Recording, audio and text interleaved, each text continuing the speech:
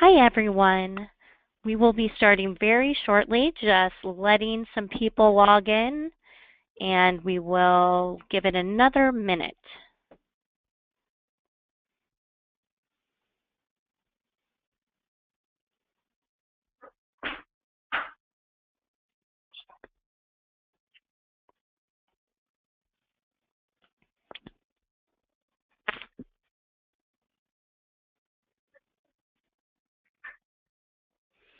All right, everyone, I would like to extend a warm welcome to you all today. My name is Catherine Zaxkorn, and I am the Director of Marketing here at Home Care Assistance.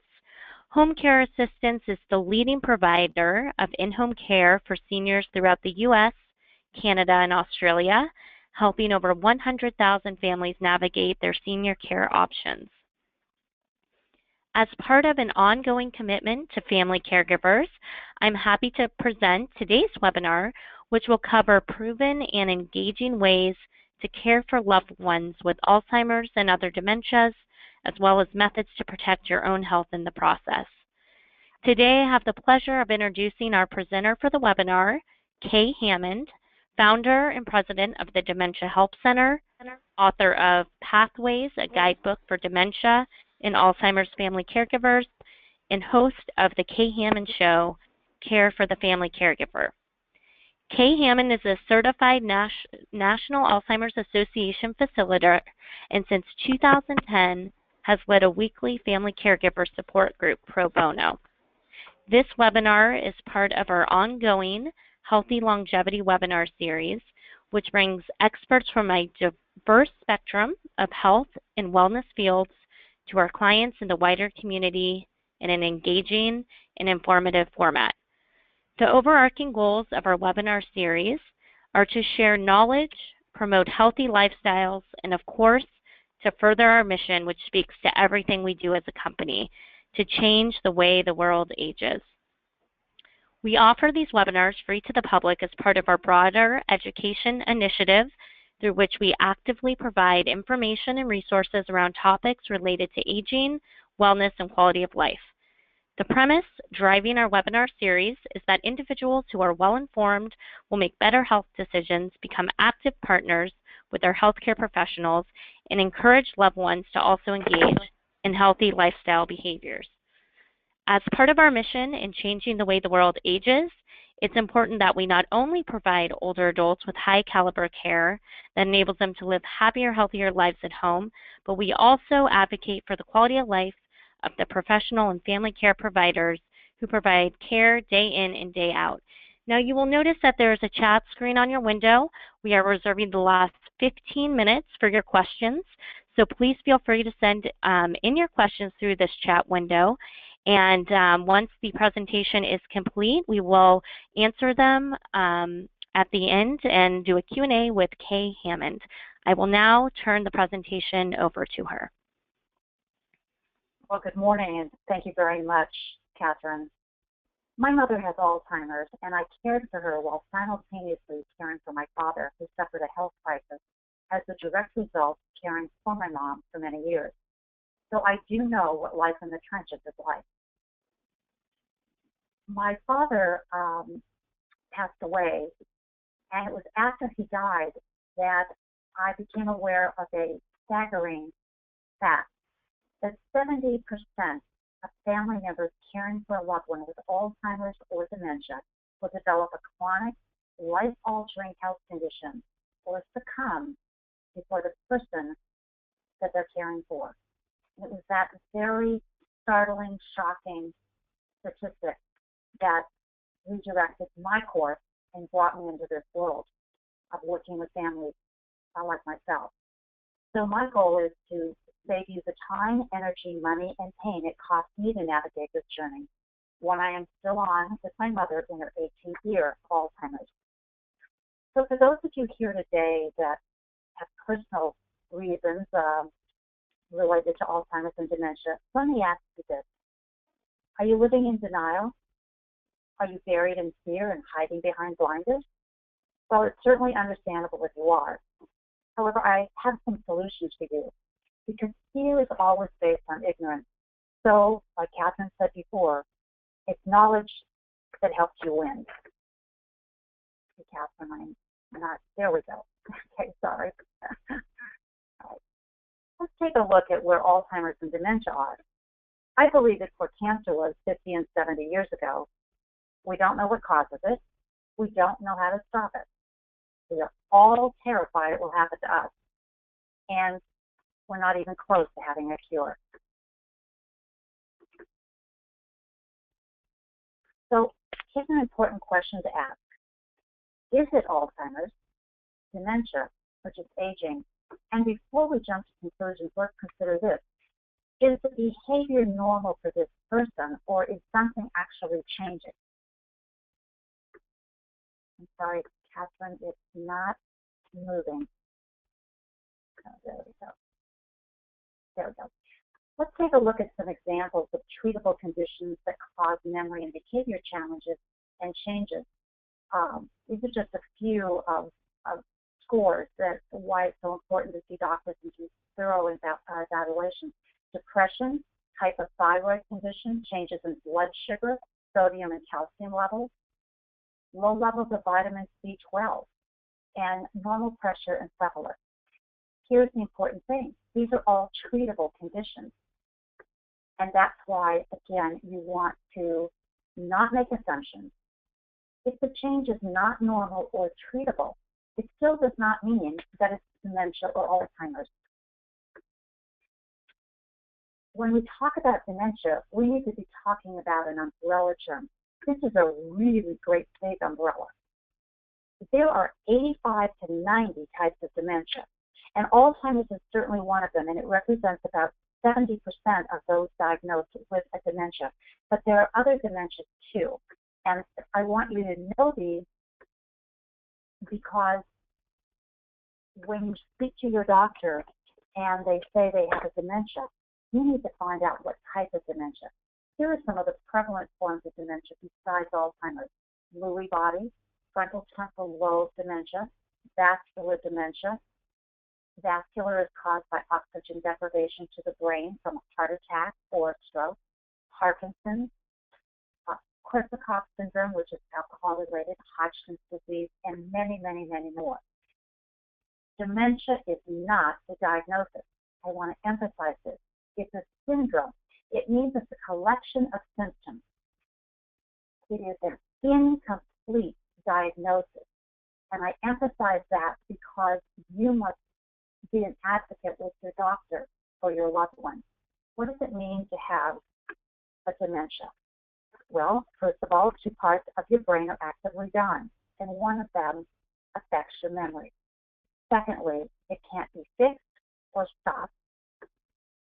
Third, it's constantly changing. And fourth, it's terminal. But then so is life. Now, let me cover some of the tests that you need to be aware of when you're looking into Alzheimer's and dementia assessments. Some of these are very common, not all of them are. The mini mental state exams, symptom screeners that can identify symptoms that could be Alzheimer's, the Myers Neurological Battery. This is a fascinating program, and it's a series of activities and Q&As over a 4-hour period. And it's conducted by a neuropsychologist, and that 4-hour period is usually done over 2 days. It's very, very effective and almost spot on in being able to identify exactly what form of dementia someone has. An MRI, a CAT scan, and PET imaging, of course, do photo imaging of the brain. This is a really crucial thing to ask your doctors for, because you need to have a baseline of how healthy your brain is today or your loved one's brain is today, and then you know to go forward. And also something that is available at major research hospitals and university hospitals is called the NeuroQuant. And this is a great aid for early detection of Alzheimer's, okay? Something else to be aware of. Now, no matter what the circumstances are that you're living with, no matter what form of dementia someone is diagnosed to have, I feel that the roadmap to success begins with what I call the 6 L's. Learn, live, link, laugh, listen, and love. Now let me take you through those. It's your ability to cope and survive the all-consuming role of a caregiver for a loved one with Alzheimer's or related dementia is going to depend on many things. And I do know that mastering these proven steps will allow you to thrive in this role, and I emphasize the word thrive, okay? Learn absolutely everything that you can about the disease or condition that's suspected or diagnosed. Read every book you possibly get your hand on. Check out all the websites. Make the library your best friend. Live in the present and come to embrace it. Let's be honest, there are no good diseases, yet there are many years ahead of you and your loved one to enjoy with any form of dementia. You know, these are aggressive diseases. They start now and take full advantage of the mental and physical abilities your loved one has, and go forth with vigor. I promise you that you will benefit from living your life today, and you're going to draw on those memories down the road. Our next emphasis is to link. Link with other family caregivers through support groups, because no one will get it or support you like they will. And a strong support group will keep you accountable to yourself, and that is just what you need to thrive in this ordeal. Laugh. Together, laugh at the funny and sometimes crazy things that happen. Laughter is great medicine, and attitude has been scientifically proven to make a difference in quality of life. I want you to listen to your body, because it never lies. Taking care of yourself physically, mentally, emotionally, and spiritually is not ignoring or disquieting your loved one. Love, patience, and tolerance will be redefined by this disease. You'll have to forget all your assumptions, and you'll always have to be bigger than the situation. Listen, as a caregiver, folks contending with these diseases, you are going to experience anger, resentment, loneliness, emotional exhaustion, and general fatigue. But your loved one isn't always going to understand any of these issues. So that's why I say your relationship will be redefined. And it has to be redefined in order to win this long, heart-wrenching ordeal. I really encourage you to always accept the relationship that you are living in that moment, because that's the most important relationship you can have. We do have to let go of the old relationship and embrace the new one. Now, when one person gets dementia, everyone around them is going to be living with dementia one way or the other. And this is important to know, because 4 out of 5 families disintegrate due to the challenges of this disease. You know, life is a challenge when you have the disease, but it is even more of a challenge when you're living with the person who's experiencing it. I want to take a look at some of the behavioral changes that you may experience with your loved ones, and then how to contend with them. And also, if there has been a formal diagnosis, to really close attention to these examples and discuss them with the doctor. Let's take a look. We have apathy. This is a loss of motivation, being withdrawn, and a lack of emotion. Perseveration, which is not easy to say. Perseveration is that most annoying repetitive speech or action that you say, if they tell me that one more time, they've already said it 20 times. That's definitely a characteristic of the disease, especially Alzheimer's. Rummaging and pillaging. They're searching for something, but they really don't know what it is, but they're just going to keep looking. Anxiety and agitation. This is the result of feeling disturbed, frightened, angry, or overstimulated, and of course, you're going to feel all of their anxiety. Sometimes you're going to experience combativeness or aggression from them, and again, this is usually brought on out of anger, misinterpretations, or challenges. They are frightened because they do know something is changing in them. Hallucinations. These are sensory experiences such as hearing, seeing, tasting, smelling, or feeling, what only they experience. I want to tell you, to say to them it's not true, it's not happening, or it isn't so, It's not your answer. This is living in the moment, living in the present, and you say, really? Oh, all right. You want to go along with them. Same is true with solutions. This is a persistence of inaccurate or incorrect beliefs. But if you're going to question it, you're going to find an outburst of that anger, and they aren't going to trust you. Shadowing is another characteristic that can also make you crazy. It's that being right on top of you, following you around constantly. And usually it's because they're trying to be helpful and they don't know what to do. This is when it's a great time to give them a project, whether it's folding laundry, matching socks, getting them puzzles, and so forth. Another thing I'm sure most of you have heard about is called sundowning. And sundowning is increased agitation, confusion, and hyperactivity. It usually begins in the late afternoon, and keep in mind that this has to do with the body clock. The disease is affecting the circadian rhythm, and so go along with it, make your house as bright as possible. I encourage you to close the drapes, make it very bright, and work with them. If they, depending on their age, are remembering that it's getting dark, they're supposed to go home, they finish work, and so forth, what you're doing is go along with that. Yes, I know you need to get home, but we're just going to stay a little longer and then I'll drive you. You have to learn how to be creative there. And the other is wandering. These are exit-seeking behaviors, and they're often looking to go home. And they're going to say, but they are home. Well, going home to them is usually where they felt the safest in their life. It's not unusual to say or hear them remark, I need to get home to my mother. So again, learn to be very creative and say, oh, they called and they said, could we wait a little bit longer, they'll be home later, or they're coming by to pick you up.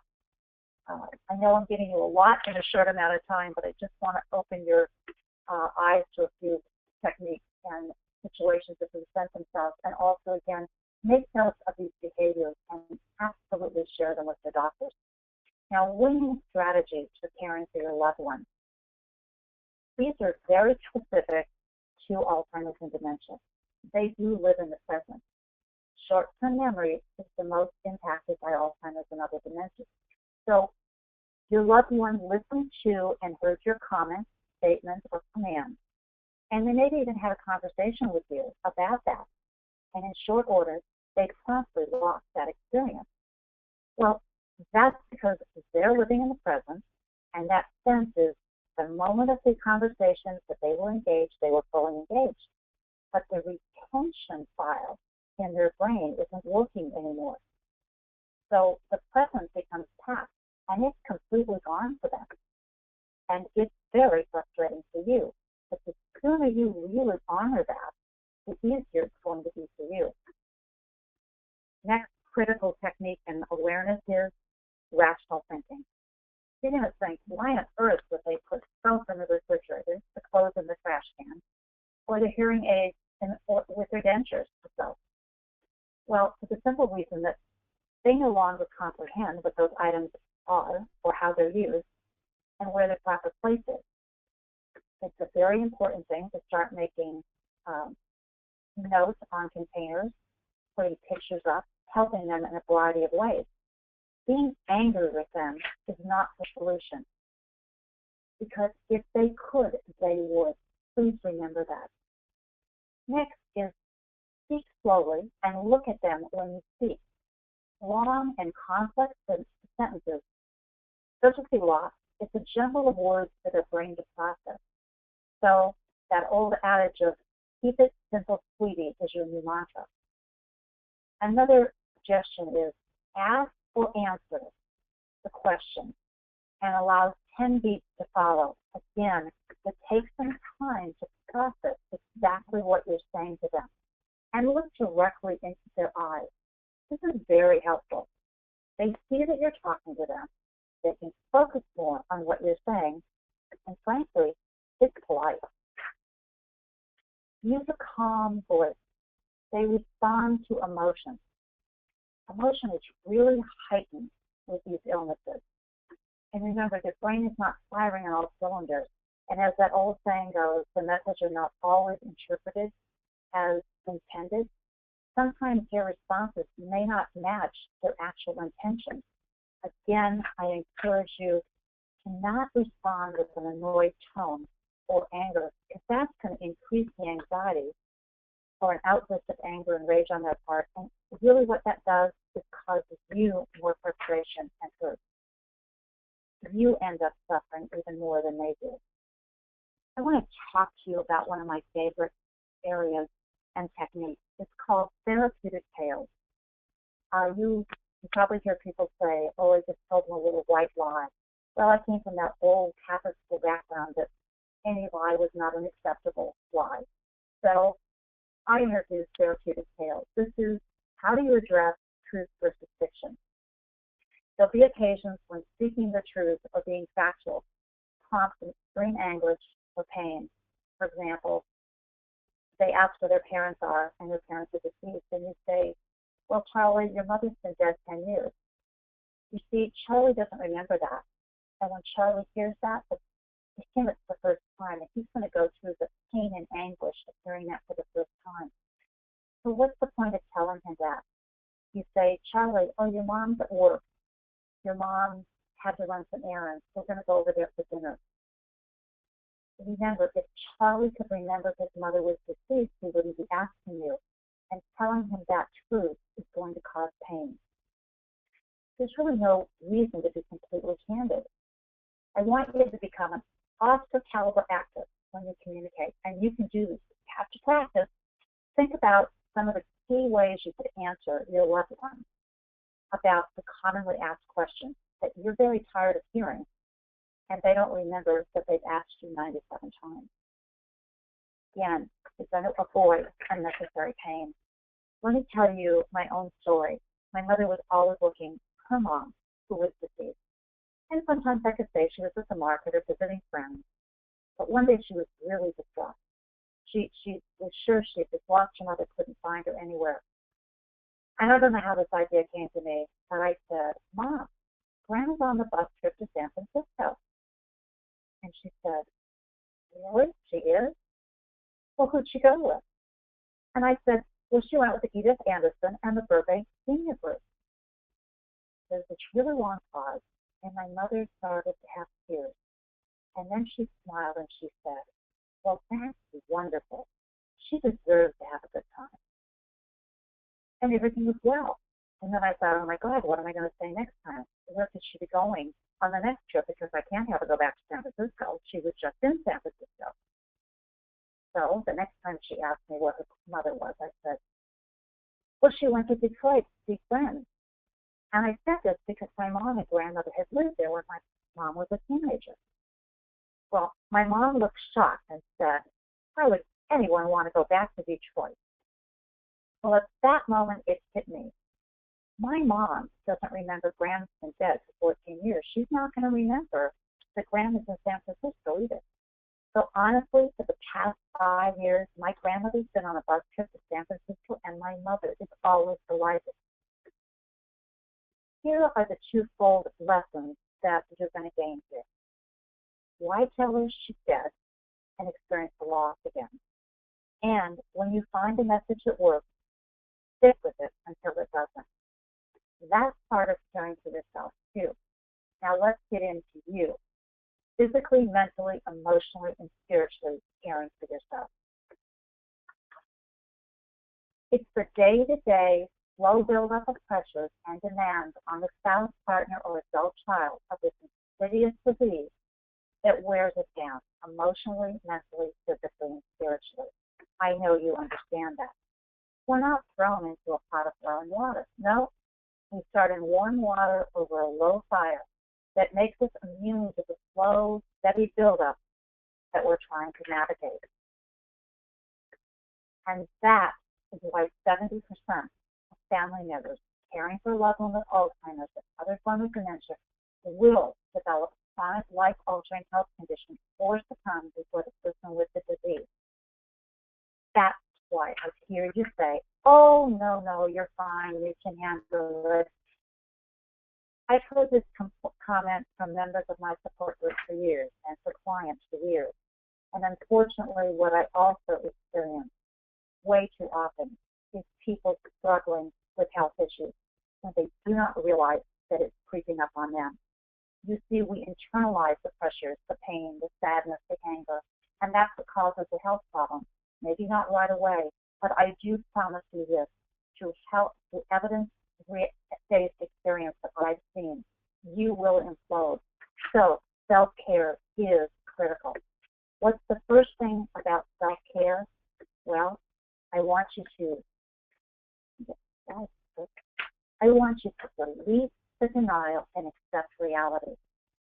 Over and over through the years, when I have seen a caregiver finally accept the condition that their loved one has and the circumstances of their new life, it's made a huge difference. Because denial is not an effective strategy. It limits your ability to properly support and aid your loved one, and it's not good for you. Let's be honest, we can't hit the rewind button. We have to accept what is in front of us, and we have to move forward with a new normal.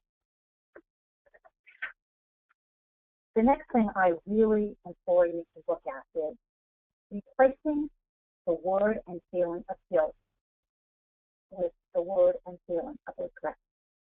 In my opinion, guilt applies when you've done or haven't done something at someone else's expense, whereas regret is what you feel when you can't make something happen that you would so like to make happen. Can we go back to that one slide? I'm sorry. Whoops. I am messing you up here. Catherine, I'm sorry. Let me just, while you're getting our slides in order. Hold on. I can actually read these to our listeners. Let me just read a few things here. Guilt applies, as I said, when you've done something to hurt somebody. I feel guilty that I live so far from my mom and I can't see her anymore. Or how about I regret I live so far away from my mother and I can't see her anymore. I feel guilty when I go out with a friend for lunch and I can't take Charlie with me. I really regret that Charlie can't go with me when I have lunch with my friend. I feel so guilty about what's happening to my husband. I feel so regret. I so regret what's happening to my husband. I feel so guilty. I should do more. How about I regret I can't do more? Isn't that feel lighter? Would you like to fix their health? Well, of course you would, but can you know? So please, delete that word of guilt and acknowledge the regret that you have no control over this disease. Now, keep in mind that through all of your issues here, your loved one is going to have less stress because remember, they're getting more and more and they're being responsible for less and less. But your stress levels are going to bump up to dangerous levels. You're juggling everything that you used to share, and now you have to do it by yourself. Remember, this is why you have to take care of yourself. And also, please remember, the disease is inside the person. It is not the person. And if you don't acknowledge this reality, your loved ones will begin to not be important to you anymore. They'll begin to disappear from your eyes. Now let me introduce you to another misunderstood word and feeling. It's selfish. It is not selfish to take care of yourself, because if you don't put yourself first, you won't be here to look after this person that you so dearly love. I would like you to join the view of I today. That's the universe of I, as in you. Put you in first position. Here are some proven, engaging, and healthy activities that you can start now. And as you're looking at this list, I can imagine that you're saying, I don't think this person gets it. She wants me to take up yoga, do meditation, deep breathing, go walking, dancing, have a respite. Is she kidding? No, I'm really not kidding.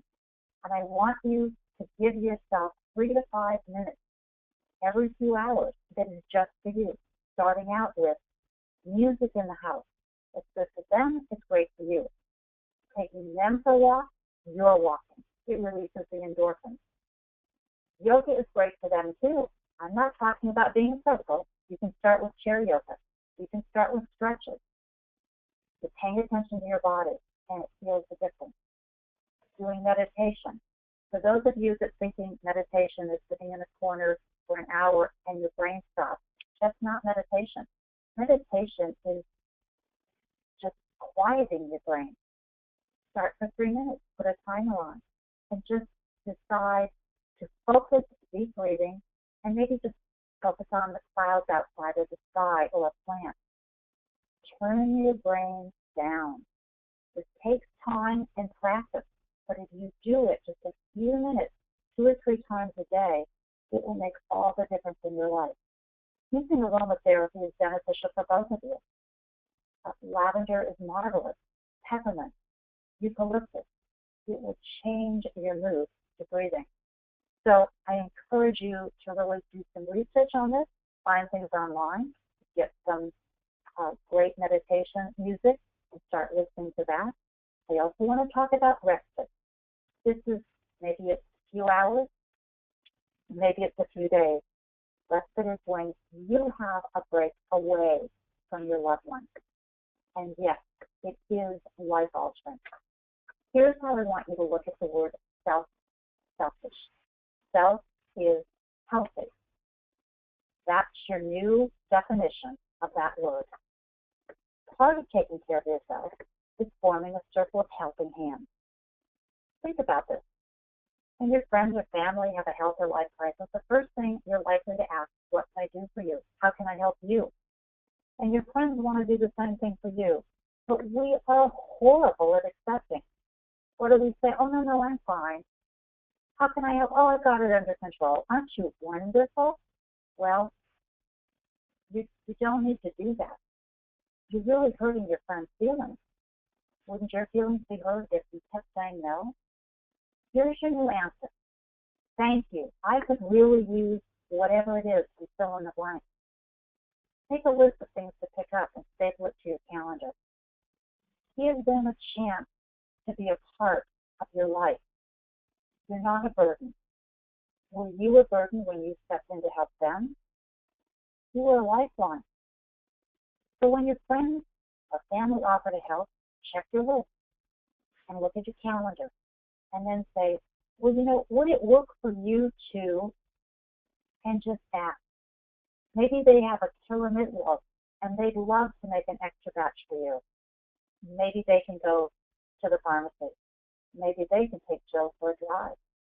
They can bring some magazines over and visit with them. Just think of where a few minutes a day would make a difference and use those magic words. Would it work for you to help me in this way? If they can't do it by just asking, would it work for you, that opens the door to say, gosh, I can't, however, and then accept it. Having a healthy balance means being as gracious as a receiver as you are a giver. And I bet every one of you is a world-class giver. Again, your greatest challenge is paying attention to you. What are you doing to pay attention to you? Are you taking real time for you? Why do you think there was kindergarten, summer camp, carpool, so moms could have a break? Well, you're in a bigger bind now than having school-age children because they don't get time out. Our loved ones don't understand time out.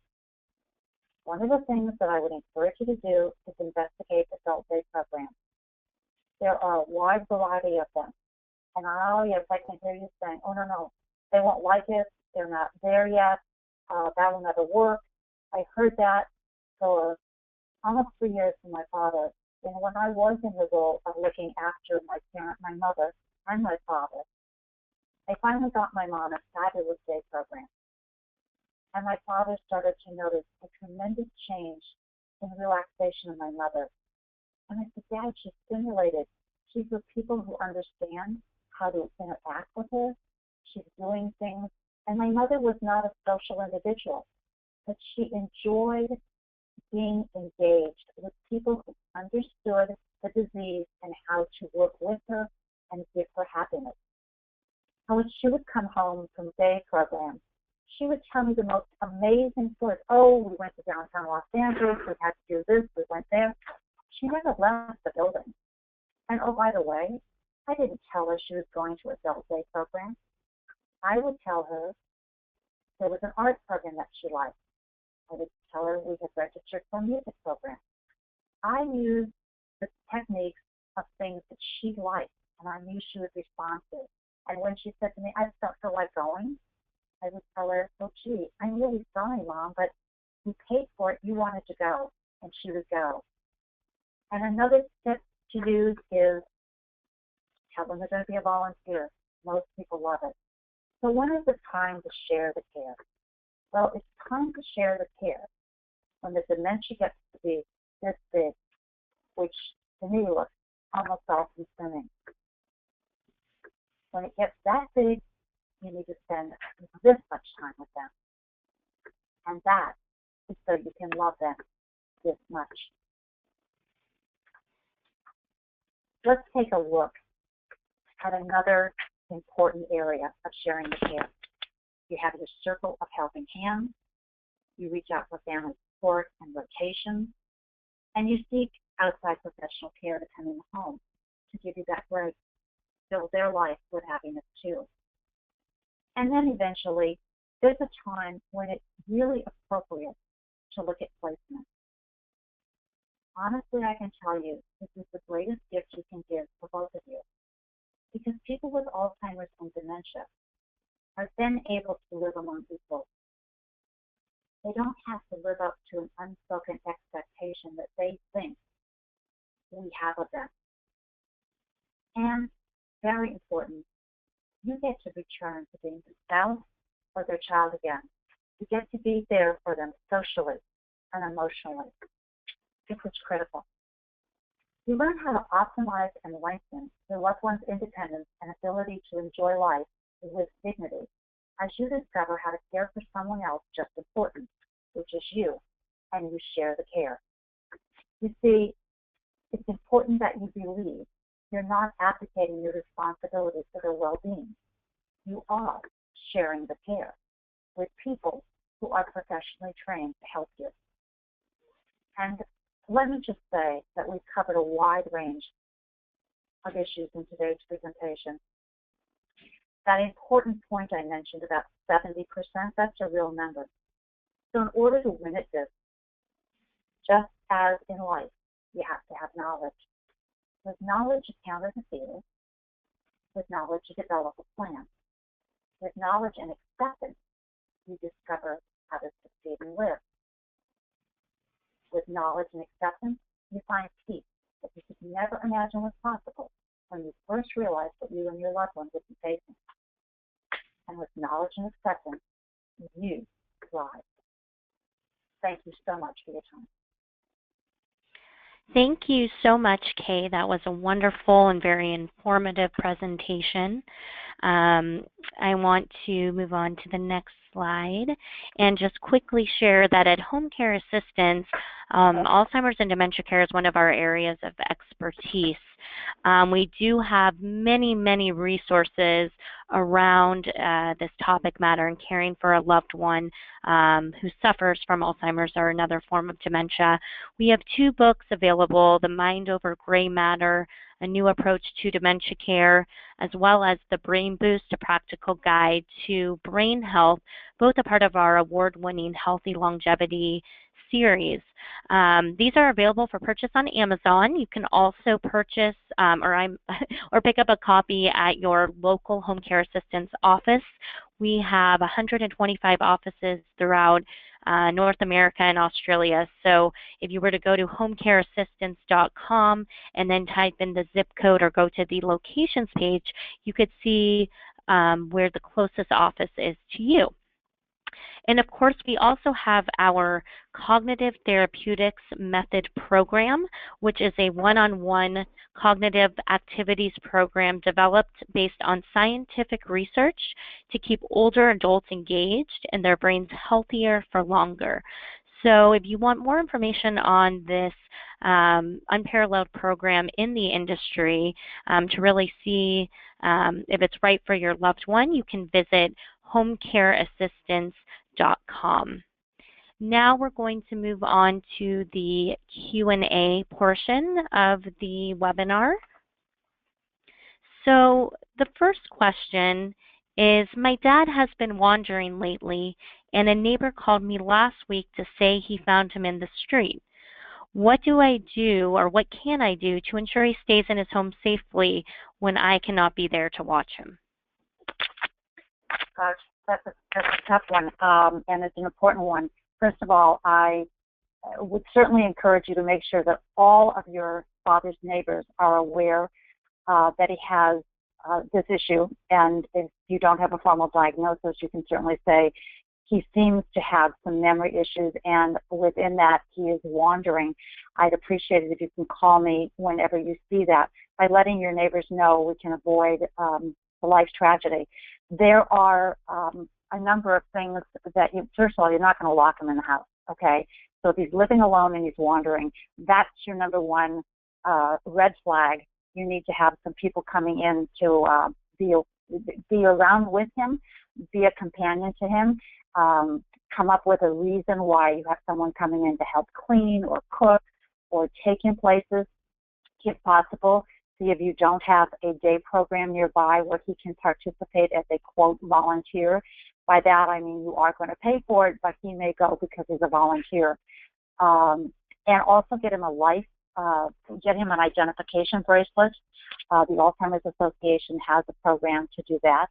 And some of the communities around the United States do have programs through their police department where they will wear a sensory band, and they can be identified and tracked. So GPS and so forth chips in them. I'd really strongly encourage you to do those. Putting your head in the sand is not the solution. So thank you for being aware of it and asking that question. Thank you. The next question, when considering placement, what are the kinds of communities that should be considered? What kind of programs, etc.? Well, when you consider placement, the first thing I want you to take into account is I want you to look at look past the chandeliers and the pretty furniture. I want you to sit down and find out what the activities are that they do. Are they going straight into a memory center that is usually locked? Now, by that I don't mean it's going to be institutional looking, but that they are safely secured from wandering. And start hanging out there. Spend time there. Drop by. Say, I just want to see what's going on at different times of day. Get a really strong feeling for how the caregivers interact and what kind of programs they have. The most important thing is to watch how people are caring for the residents. Also, check with your state, because every state has licensing, and you want to find out how they've been rated. Very, very important. Again, please look beyond how attractive it is and look beyond who the other residents are, because I have never taken anyone to see a property who didn't say, oh, but that doesn't look, my loved one's not like that. Well, we don't want to see quite how they've declined. Most likely your loved one is like that, and that's a good thing to accept. But check your licensing, find out what kind of violations or citations they've had. Visit them. Yes, first time you go, make an appointment. Then start just popping in on short notice to see what's going on. Very, very important. Thank you. We're getting a lot of questions about if recording or the slides will be shared, and yes, they will. Once the recording is archived, we do add it to our website, homecareassistance.com, to the webinars page, and we will be sending an email to everyone once that is up there, so you can share that with others or watch it again, use it for future reference. Another question, how different is it to work with a 70-year-old in good health? How different is it to work with a 70-year-old in good health who has some type of dementia, I assume you mean? Yes, I believe that's what they're asking. Okay, well, I'd say that I do that with my mother, who's now 86. I do have her placed in a wonderful private care home with 5 other residents. My mother is in very good health. And when I don't know if I'm going to be addressing your question exactly. One of the situations of why my mother is in her 18th year with this disease is that she doesn't have any other health issues that are diminishing her abilities. Actually, it's wonderful that she's healthier. She does not walk unattended anymore, but I still take her out for her weekly drives. They still engage her in different programs and activities in that particular house. I think in some ways it makes your life a lot easier, because if you have somebody with other major health issues, you're dealing with that as well as cognitive impairment, which can, if you have somebody that's diabetic and you have to do insulin, they can be confused by that after a while, or other health issues that can be very complicated for them. And I'm not sure that I'm addressing that question as well as I might if I knew more about what your intention was. No, that was good. Thank you. Then the next question is, are there any statistics on the health of caregivers who do it on their own versus use home health or have a loved one in a facility? Well, I must not have made that a strong enough impression on you. Yes, this is a real statistic. 70%, this is from the National Alzheimer's Association, 70% family members who care for a loved one will develop a chronic life-altering condition or succumb before the person with the disease if they do not share the care, bringing other people involved, bringing other people in to help them. Now, that means really setting up a network of people to help you. That makes a huge difference. It's exhausting. This is not like any other condition when you're caring for somebody. You are on 36 hours a day. You're not on 12 hours a day or even 18 or 24. You never stop. I speak to that from my own experience of being with my mother. In the middle of the night, she'd get up and put her flashlight in my face and say, well, what are you doing here? So you never go off duty. You're doing triple time thinking. When you bring in well qualified, and I do need to emphasize this, I know that I am being hosted by home care assistants, but I want to emphasize that you need to find people who understand the diseases and how to manage them and work with them and understand the kinds of things I've talked about, and don't argue with your family member, who can be compassionate with them. When you place them, again, you're opening yourself up to the opportunity of taking the bricks off your shoulders and going back in there and being a family member. That's really, really crucial. I cannot emphasize this enough. Bring in the network and your circle to help you if you are going to keep them at home. You must exist. Thank you. And Kae, you're breaking up just a little bit. So I just want to, not sure if you can adjust where your phone. Okay. But the next question is, if siblings are clueless as it relates to a parent's condition or assistance in support of the caregivers, what strategies do you suggest? Well, that happens all too often, and unfortunately, that is not unusual. One is they're uninformed. This is where they're frightened by what they're seeing with their parent, and they're frightened and ignorant because they don't have knowledge. Okay, you can send them my book. You can send them information about the disease, and I would say send them information. Here are the behaviors that we're experiencing with mom and dad, and these are linked to this condition, and here are the things that mom or dad are going to need. And I'm really sorry you feel that way, but here's what I need you to understand, because this is what's going on with mom and dad. I do, frankly, work with families in these situations with family dynamics, and we do Skype sessions to help them better understand.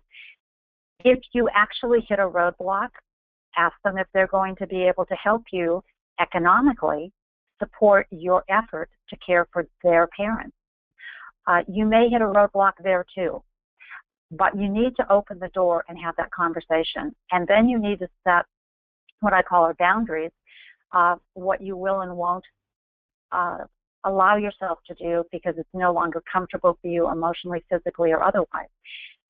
If you can possibly sit down and have a conversation with them, and if you can involve a facilitator to keep it impersonal and on the subject, that's crucial. And that's worth the small investment. Thank you. The next question, is it common to have days of almost normalcy followed by days of absolute confusion?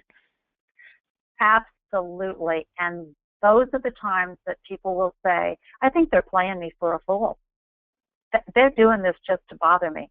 They know it annoys me, or they know that interrupted my plans, or they just want to, I don't believe they're really always this way. I think this is a game with them, or they're selfish, or they need too much attention. That is the nature of the disease as it progresses. Think about, I often say, rebooting your computer. It comes back great, and then it slows down, it gets overloaded. I use an analogy of a slot machine. You're pulling the lever. Sometimes all the cherries pop up, and other times one gets stuck at the top, and it never falls down, or eventually it drops down. So that's really what's happening. Everything, the cylinders are not all firing, and that's exactly what you're experiencing. They're not doing this on purpose. I urge you to realize this. That's when you need to join a support group and get involved and start learning everything you can and how to manage it, because that's all you're going to do. And when you understand those behaviors, you are able to cope better, and then you provide a better state of mind for them as well. And also to that point, when they say, I don't know what's happening to me, which they will, say, you know, it's a memory issue, and let's go see the doctor and see if we can't find a medication to ease it. Please know there are no medications to stop it or cure it, but we have some medications that will ease the symptoms for a while. Thank you. Next question. I have recently had my mother reside with me and my husband. She did not want to leave her home, but has lost, it looks like, about 70 pounds and is not eating. Mom does not feel or understand her dementia. How do I help her understand her cognitive ability is compromised? Okay. You are asking your mother to grasp something she is incapable of grasping. So I did go through a stage with my mother, and this is not uncommon, where she was, of course, very aware that she was losing her memory, and that was her great fear. And there were times when she'd be very angry about that. There were also times she'd say, I don't know what's happening to me. And I would say, well, Mom, you have Alzheimer's, which she was not afraid of, which is unusual. And so that's why you don't remember. I never lied to her. I don't believe in that's appropriate. I think you could say to your mom, Mom, you're just not remembering as well. And that happens to all of us. And if you think you're going to explain to her what's happening, you're going to fail at that, and you're going to be frustrated. This is not like cancer where you can sit down with someone who can really grasp the conversation. So work with the doctors, make her life comfortable, explain what makes sense, and keep it simple. Gee, Mom, I don't want you to be concerned about what's going on here. I am here to help you. We will be here. Their greatest fear is abandonment. That's everyone's greatest fear in life. So let her know you're always going to be there for her. In terms of the food, it's not unusual and uncommon with this disease for the brain no longer to be connecting effectively and letting them know that they're full or hungry. So it's your responsibility to make sure they eat regularly. And that adds some Ensure boosts and so on and so forth. But I would certainly see a doctor immediately to find out if there is something else going on besides the Alzheimer's or form of dementia that's causing her to lose that much weight. very, very important to see what's going on. I hope that helped you. Thank you. Next question. Do some people with Alzheimer's get agitated to the point of violence? How do you react to this in a gentle, loving way? They absolutely do, and unfortunately my mother has been one of those people. They're agitated for a reason. It's not always easy for us to ascertain what that reason is, but usually they're feeling frightened, lost, lonely, and if you can gently approach them, put your arms around them, hug them, hold their hands, stroke them gently, tell them that you're here, that you're watching after them. That agitation is based on a fear or an unmet need. Just like a child, they're looking for something. It could be that they're hungry. It could be that they're cold. They may not be able, and most often are not able, to tell you what it is. The agitation and the outbursts, verbal or physical outbursts, could be prompted by a hallucination that they think something is unsafe. Somebody is in the house and they're unsafe. So when they tell you what's bothering them, believe that that is what they feel. How do you treat them gently? Try everything you can to soothe them. Another area is to redirect. Now, this is not always a walk in the park and doesn't always happen as the immediate result, but you can say, just a minute, I'll be right back, or would you come with me? Let's go do something. I need to go do something. I need to go run an errand. Come with me. See if you can't get them out of where they are right this moment into a new environment. Sometimes that will trigger the change and they will forget what was bothering them. It does not always work, and it just depends on how deeply instilled that fear is in them. And again, turn on soft, soothing music, stroke them. Everything you would do to a baby or an infant who is crying uncontrollably, something is lacking, and it's our challenging responsibility to try to figure that out. I'm sorry, there's not a book that you can, I'm sorry, there's not a book you can turn to and say, oh, you do, here's the exact way you handle that particular situation, because it's very individual. Thank you, Kae. We're nearing, we have about 3 minutes to 11, and I know you had mentioned you'd be happy to go a little bit over, but I want to be respectful of everyone's time. So we do have quite a few more questions here, so let's say we can get through maybe 3 more. Sure, be happy to. Is that okay with you? Okay. Absolutely.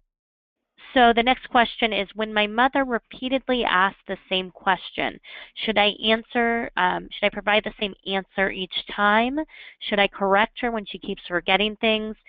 My mother thinks I live far away from her and that I only visit occasionally, but I live nearby and see her at least weekly. So basically, the question here really is, when she repeatedly asks the same question, should she provide the same answer each time? Well, I know that one really well, too. First of all, yes, give the answer that makes sense. It might be a different answer, but if she's asking you, an example, if she's saying to you, is it Tuesday today? I went through this with my mother for a long time. I would say, no, today is actually Wednesday, and she liked that she was being properly guided. But one day, all bets were off, and I said, no, actually, today is whatever. And she was very distraught, and I was sensitive enough, and I have no idea how I became this sensitive, but I was sensitive enough to never again tell her that she had the wrong date, because what difference did it make? So it's like my grandmother going to San Francisco. San Francisco's been working for 5 years, and she's always in San Francisco. So again, use your instincts. And by the way, your instincts are the most powerful tool that you have. What you think works will work. And follow it. If it doesn't work, you're going to find out real quickly. And in terms of your mom not being attuned to where you live, it may be that at some stage of your life years ago, you didn't live nearby, and that's what she's remembering.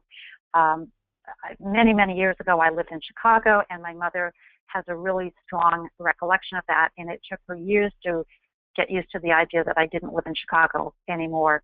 And so that's what's going to happen. And just you can remind her, oh, it's really easy to get here, Mom. Delighted to come over. Don't make a big deal about it. Next question, do the different types of dementia appear or show differently? Oh, absolutely. When they're first presenting their first, yeah. Absolutely. Lewy bodies dementia, for example, has a lot to do, it's not in a way not dissimilar to Parkinson's. It has a lot to do with mobility. It lacks control in mobility. Vascular dementia does not always impact, usually doesn't impact memory at all the way Alzheimer's does. So, but it'll impact your gait, and those are things to be looking at as well. So that's why it's really important to document what you're seeing as changes and use that information when you're seeing the doctor. And if you're seeing a primary physician, they really have a limited amount of exposure to this in medical school. Don't worry about hurting their feelings. Let them know that you need them to refer you to, or that you're going to be seeing a neurologist, and then make sure you're seeing a neurologist who specializes in dementias, because they do not all specialize in dementias. So yes, they will definitely present themselves in different ways, and it's important to be alert to that. And that's another reason why it's important to not accept dementia as a diagnosis. You wouldn't accept cancer without knowing what form. You must know. You do not treat Lewy bodies the way you treat Alzheimer's or Parkinson's and so forth. Great, thank you. And the last question we'll be able to answer today. How do you take over financial control without offending their loved one or a loved one? Okay, well, you may be offending them, and I'm sorry about that, but remember, you're doing this because you love them, and I cannot begin to tell you how many families I meet that are in financial distress or destroyed because they didn't step in soon enough to oversee the financials. One thing you might do, depending on your circumstances, if you're the adult child, is, you know, I'd really like to understand this so I can help you if something happens to Mom or Dad, or maybe you can let me participate so I can learn to do it better myself. Whatever tool you think. You may need to invoke a power of financial attorney, and that's going to involve getting declarations of competency. It's about sitting down and trying to have a loving conversation, and most men are not going to accept this graciously, I promise you that. It's about them understanding that you love them. And if you have to go the harder route, then you have to go the harder route, getting your power of attorney in place so that you can protect their finances. Not the easiest thing to do, I promise you. That is all going to be in your approach. And revisit it, revisit it, revisit it. Tell them that you want to understand so that you can help them. I want to help you. I want to help you. I want to be there to do what you want done if something happens. Gee, Dad, if you were in a car accident, don't play up their memory. If something happened to you or Mom, I need to know because I want to do what you want done. I need you to guide me. Let them feel they're involved. Teach me, guide me. Those would be the suggestions I would use. Well, great, Kae. Thank you so much again for leading such an informative webinar. We've been getting a lot of great feedback from everyone on the call, and appreciate you going a few minutes over of your time to answer some of these additional questions. Well, Catherine, it was absolutely my pleasure, and I'm so appreciative of what you offer and for these webinars, because I think your members are getting a great benefit and great service. So thank you all.